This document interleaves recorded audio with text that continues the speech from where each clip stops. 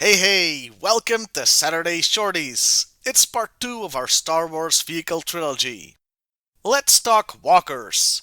First, there was the AT-AT from Empire. It was huge and the toy was the size of a medium-sized dog.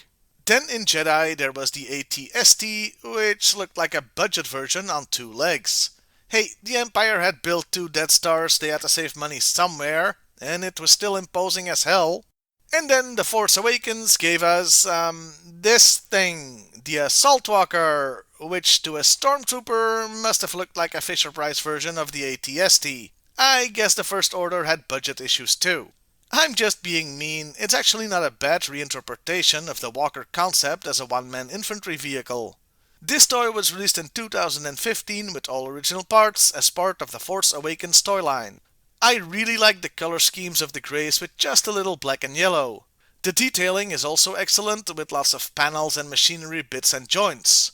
Though that last part is also a problem. You see, two of the leg joints are just molded detailing, they don't actually move. That drops the play value quite a bit. Also, those fake joints are just hollow on the inside, which is pretty cheap and ruins the look a bit. The real leg joints are the top ones and the, well, ankle ones, I suppose you could call them. So it can walk and crouch a bit, but the other joints would have added a lot if they had been real.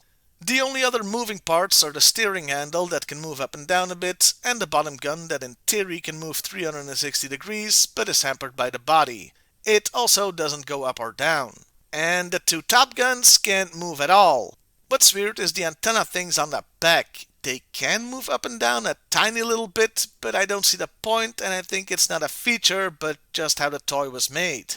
Speaking of weird, although this is a vehicle, the driver has to stand up in it. There's no leg room to sit. But since Force Awakens figures didn't have knee joints anyway, so they're awkward to sit, that's probably for the best. Still, it makes the driver look a bit odd standing there though. It did come with a figure, a Stormtrooper Sergeant. Overall, it's not without its flaws and looks quite comical when compared to the iconic walkers, but I find it quite charming in its own way. I do wish, like with the figure itself, it had more articulation. For more information on this vehicle, like how it was used in the movies and games, there's Wikipedia, always there for you, with more Star Wars trivia than an average Comic-Con. Well, I'll see you next time, everybody, and hey, why not like, share, and subscribe if that's your thing.